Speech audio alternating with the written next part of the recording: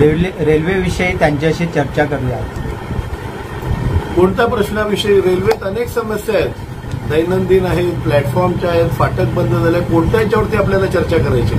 नवली व सफाळे फाटक रेल्वे बंद केले आहे, त्याबाबत आपली काय प्रतिक्रिया आहे? कारण पावसामुळे पर्यायी व्यवस्था कोलमडली आहे व जनता हवाल दिला आहे। महत्वाचा प्रश्न तुम्ही विचारलात। आपण दरवेळेला गाड्या वाढवाव्यात किंवा लोकल वाढवाव्यात म्हणून चर्चा करतो, पण रेल्वेनी आता जरा जास्तच करायला घेतलंय आणि रेल्वेनी 3 भाग केलेले आहेत। आपण नेहमी जे रेल्वे म्हणतो हा आपला पश्चिम रेल्वे, ज्याच्यातून आपण अनेक वर्ष प्रवास करतो। मग रेल्वेने काय केलं, पूर्व बाजूला 2 नवीन लाईन टाकायला सुरुवात केल्या की बाबा कॉरिडॉर डायरेक्ट माल वाहतुकीसाठी, आणि पश्चिम बाजूला उपनगरी रेल्वे विरारपासून ते डहाणूपर्यंतच्या ट्रॅक टाकायला सुरुवात केल्या। अशा टोटल 6 ट्रॅक आहेत। ह्या एकमेकांचा तिघांशी काहीही संबंध नाही, त्याच्यामुळे हा गोंधळ उडालेला आहे। त्याच्या डीएफसीसीचं ऑफिस दिल्लीला आहे आणि ते साधारणपणे लोकप्रतिनिधी किंवा कार्यकर्त्यांना मोजतच नाहीत, मानतच नाहीत। डीएफसीसीने काय केलं, घाईघाईनी सर्व फाटकं बंद केली 2-3 महिन्यापूर्वी। तेव्हा पण मी बोललो होतो की पर्यायी व्यवस्था होत नाही तिथपर्यंत फाटक बंद करू नका, आधी जनतेचं हित बघा। पण व्यापाऱ्यांचं हित बघितलं गेलं आणि डीएफसीसीसाठी त्या लाईन बंद केल्या। तिकडच्या लोकांनी उठाव केला, लोकप्रतिनिधींना बरोबर घेऊन गेलं, तेव्हा स्थानिक प्रशासन आणि अधिकाऱ्यांची मीटिंग झाली आणि त्यांनी एक उदाहरणार्थ नवलीसाठी एक वेळ दिली की बाबा 15 जूनपर्यंत आम्ही हा फ्लायओव्हर ब्रिज पूर्ण करू। ज्याला थोडं पण नॉलेज आहे तो कधीच ह्याला भुलला नसता, कारण की 2 यंत्रणा हे नवलीचा ब्रिज करतायत। रेल्वेवरचा आहे तो डीएफसीसी करतो आणि रेल्वेच्या बाजूने पश्चिमेला आणि पूर्वेला हे पीडब्ल्यूडी करतं। ह्यांच्यात किती समन्वय होता मला माहिती नाही।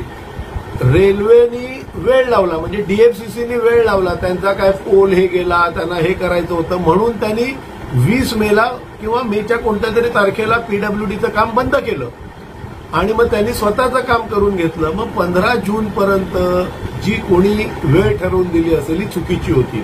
त्याच्यासाठी त्यांनी एक पर्यायी रस्ता दिला, 2 किलोमीटर लांब रेल्वे खालून त्यांनी एक केला, लोकांना फिरून यायला लागत होतं। मी तेव्हा पण तिथे एक सांगितलं की हा रस्ता कुचकामी आहे, पावसात तिथे पाणी भरणार आणि पावसात कंबरभर पाणी भरतं। माझ्या मते रेल्वे प्रशासन असेल, स्थानिक प्रशासन असतील, लोकप्रतिनिधी असतील, एखाद्या दुर्घटनेची वाट बघतायत का? पीडब्ल्यूडी, पश्चिम रेल्वे, डीएफसीसी, स्थानिक नेतृत्व, स्थानिक प्रशासन कोण जबाबदार आहे? ह्याच्यासाठी सर्वच जबाबदार आहे। एक तर ह्यांचा ताळमेळ नव्हता, कोणतंही काम करताना एक मुदतीत काम करायला पाहिजे असतं। रेल्वेनी कधी करायचं, बाजूचं पीडब्ल्यूडीनी कधी करायचं, त्याच्यात स्थानिक जनतेसाठी पर्याय काय द्यायचा, पूर्व पश्चिम कसं जोडायचं हे काहीही बघितलं नाही। धर मार ठोक, कॉन्ट्रॅक्टर आणि अधिकारी एक यांचं आणि एक वेगळं काय म्हणतात कॉम्बिनेशन झालेलं आहे। जनतेकडे कोणाचंच लक्ष नाही आणि ह्याला दोषी जनता पण आहे। कोणाच्या गोड बोलण्यावरून किंवा अजून काहीतरी आमिषावरून मतदान करतं। बाबा हा रेल्वे पूल हे होणार आहे, रेल्वे कोणाकडे आहे? सेंट्रल गव्हर्नमेंटकडे। खासदारकीच्या इलेक्शनला किंवा नंतर येणाऱ्या आमदारकीच्या इलेक्शनला विचारायला पाहिजे होतं, साहेब आमचं पुलाचं काय, मत तर देऊ। तेव्हा तर काय करून घ्यायला पाहिजे होतं, शांत झोपली होती।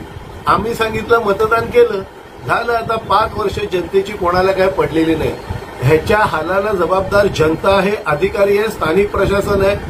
आंदोलन झालं की तात्पुरतं येतात, काहीतरी चुनापट्टी लावतात। पत्रकार मात्र दरवेळेला प्रश्न उपस्थित करतात, पण हल्ली पत्रकारांचे प्रश्न पण गांभीर्याने विचारले घेत नाहीत। विधिमंडळातल्या प्रश्नाचं गांभीर्य फार हल्ली होत नाही। किती विधिमंडळात प्रश्न आलेले, आपल्या इकडच्या समस्या अजून सुटल्या नाहीत। 2-2दा प्रश्न कधी कधी विचारले गेलेले आहेत आणि रेल्वेविषयी तर असंवेदनशील हा प्रकार प्रामुख्याने नेहमीच येतो। मग वरील समस्येवर उपाय काय? बघा, मी नुसती टीका करत नाही, कोणत्या गोष्टीला उपाय आहे। आता सफाळ्याच्या वेळेला मी सांगितलं होतं की आधी सफाळ्याला पूर्वी जो रेल्वे फाटक होतो तिथे फूट ओव्हर ब्रिज करायला पाहिजे होता। डीएफसीसीचं काम काल आज चालू झालेलं नाही, 4-5 वर्षापूर्वी चालू झालेलं आहे। त्यांनी प्लॅनिंग करायला पाहिजे होतं. अजून पण वेळ गेली नाही. रेल्वेने मनात आणलं ना, एका महिन्यात फूट ओव्हर ब्रिज करू शकतात, कारण तेवढी रेल्वेकडे सक्षम यंत्रणा आहे. आणि नवलीच्या बद्दल काय, तर मी त्या जो फ्लायओव्हर ब्रिजचं काम चालू आहे ते मी बघितलं. ऑगस्ट सप्टेंबर पर्यंत काम होणं शक्य नाही. स्लॅब आहे, स्लॅबवरती डांबरी काम करायचं आहे, दोन्ही जॉईंट करायचं आहे, नंतर सेफ्टी क्लिअरन्स घ्यायचे, अनेक गोष्टी आहेत. मग 15 जून कसं काय तुम्ही सांगितलं? ठीक आहे, मी पाठीमागचं उघडत नाही. मग आता तात्पुरतं तुम्ही काय कराल? फाटक तर तुम्ही उघडायला तयार नाहीत, खोदून टाकलेलं आहे, बरोबर ना?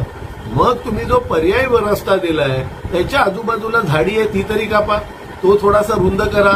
पाणी ज्याच्यामुळे साचतं, बाजूनी चर मारा, गटार मारा, पाणी निघून जाईल. आतमध्ये खड्डे पडलेले आहेत ते बंद करा. लोकांना काहीतरी तर सुविधा द्या. आलं की लोक जमतात, एखादा मोर्चा काढतात, तुम्ही उत्तर देतं, फेसबुकला आणि पेपरला बातमी जाते आणि ते ठप्प राहतं. दोघांनी ह्याला इच्छाशक्ती पाहिजे. माझ्या इकडच्या सर्व लोकप्रतिनिधींना हात जोडून नम्र विनंती आहे, जरा दबाव द्या. ह्या तिन्ही चारी जे आपले आहेत, म्हणजे डीएफसीसी आहे, रेल्वे आहे, पीडब्ल्यूडी आहे, स्थानिक प्रशासन आहे, दबाव द्या. बघा, शेवटी तुम्ही आमचे लोकप्रतिनिधी आहात, तुम्हीच दबाव देऊ शकतात.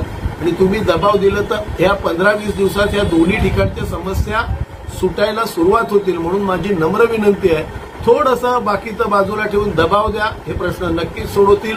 आणि मी आशावादी आहे की लोकप्रतिनिधींनी दबाव देऊ न देऊ ह्याच्यासाठी मी सतत लढत राहणार.